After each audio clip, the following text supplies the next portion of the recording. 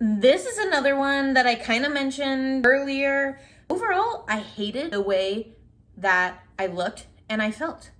So I made a commitment to myself that even though I was going on mat leave and the money that I was making before wasn't exactly going to be the same situation because things were going to change a little bit, I made a commitment to myself that your self-care appointments are not changing and they are more important now than they were before. Something that I understood, and I'm so grateful that I understand this, is that when the chips are down, when things are not going right, some people back off. But it is not the time to back off at all. It is the time to continue and to press forward, even though it is more hard because that's literally your level up. Most people's natural response to being on mat leave and making less money is not to push themselves to figure out a way to make it happen and figure out a way to keep those self-care appointments and to actually book more self-care appointments, because now you have a whole prenatal side of your self-care that needs to be taken care of as well.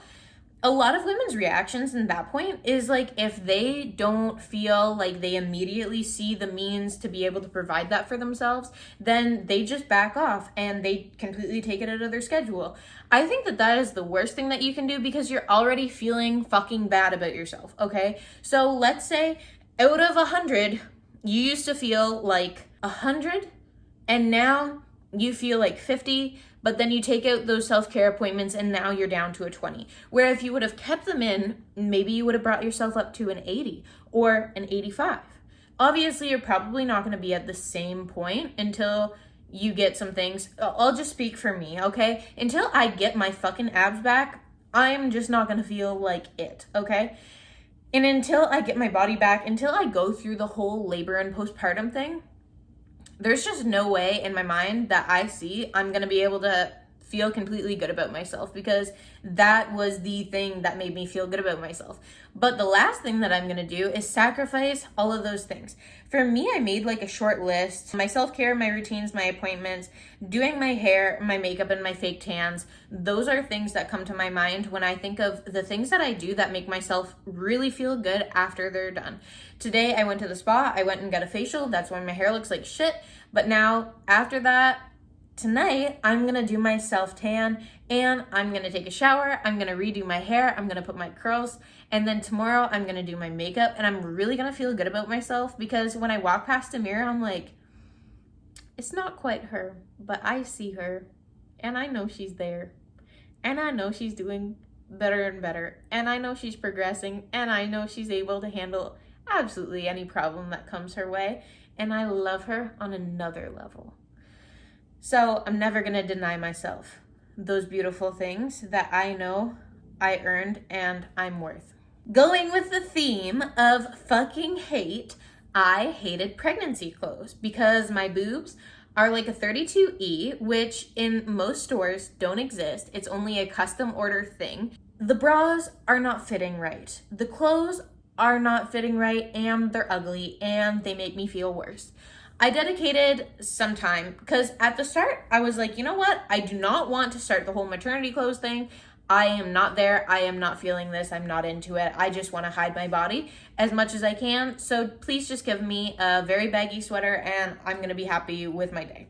But ultimately, this wasn't really fixing my problem. I had to dedicate a little bit more time to going out and finding stores and to find clothes that I liked to a certain extent. And I feel like this chapter that I'm in, I'm kind of going for more of a cute mom vibe instead of a MILF vibe. I feel like the MILF vibe is going to come later. And in the back of my mind, I'm also thinking that my style can come back and can also be better than ever after I'm done being pregnant. But right now, you're just trying to go for a nice flowy dress. And so I have changed my style a little bit and changed my expectations a little bit, but also just keeping in the back of my mind that I'm going to be able to have a body that I love after giving birth to this beautiful life. And I'm going to be very happy when we don't all have to live in my body and I can just be here on my own.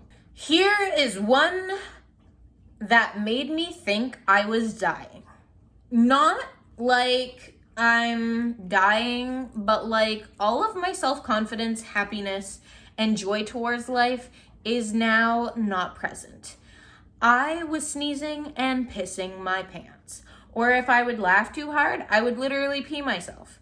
I remember I was standing literally right there and I sneezed twice in a row and I peed myself. Like, not just, oh, I kind of wet my underwear. No, like you had to wipe up the floor after.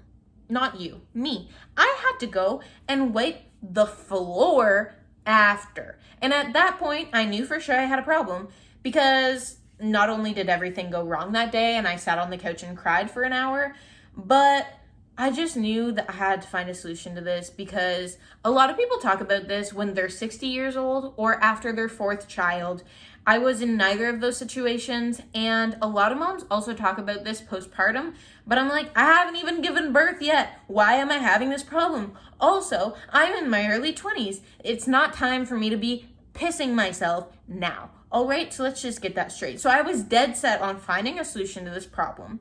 I booked in with a specialist shortly after. She gave me a regimen and routine, and I'm so grateful for the fact that I run on programs every single day regardless, because I just implemented this into my program, exactly what she told me. She gave me a personalized program to follow to fix this problem, and then within a few weeks I saw improvements, and then within a month I actually fixed the problem, which brought me so much relief. This to me was probably the biggest victory because I was actually able to see a resolution, and a lot of these things, even though I have ways to cope with them for this chapter, it's not actually fully resolved. And so this, I feel like I reached a full resolution on.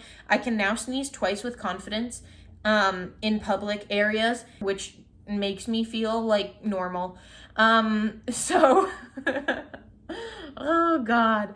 This was something that to me was major, and when I reached a full resolution and it was fully fixed, I was very, very happy. And also to know that if you get a specialist, this is like a little advice here. If you're pregnant, planning on being pregnant, or in that stage, you want to be able to engage your pelvic floor, because after, I think that your pelvic floor and the nerves in there stretch up to like 200%. Correct me if I'm wrong, but I'm pretty sure that that is what my specialist told me. So if you don't know how to contract and use those muscles when they're actually still intact, when they're stretched out to 200%, you can kind of have an idea of what you're attempting to do, but you can't actually do it. So get your pelvic floor figured out now. That way, postpartum, you're going to have a lot easier time knowing from muscle memory what you did before and what you were able to do before, because a lot of women are not even able to use those muscles, period. So even if you're attempting, it's not even going to be successful regardless.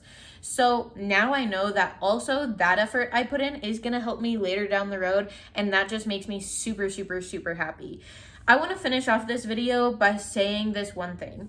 Any problem that exists, there is a solution, and there is also the beauty of the self-confidence that you build when you find that resolution to whatever issue you're struggling with. I wasn't in the best mindset to be super elated about all of these fucking problems that were coming along with pregnancy, because it was just a stressful moment, okay? And I wasn't exactly grateful for all of these problems coming up.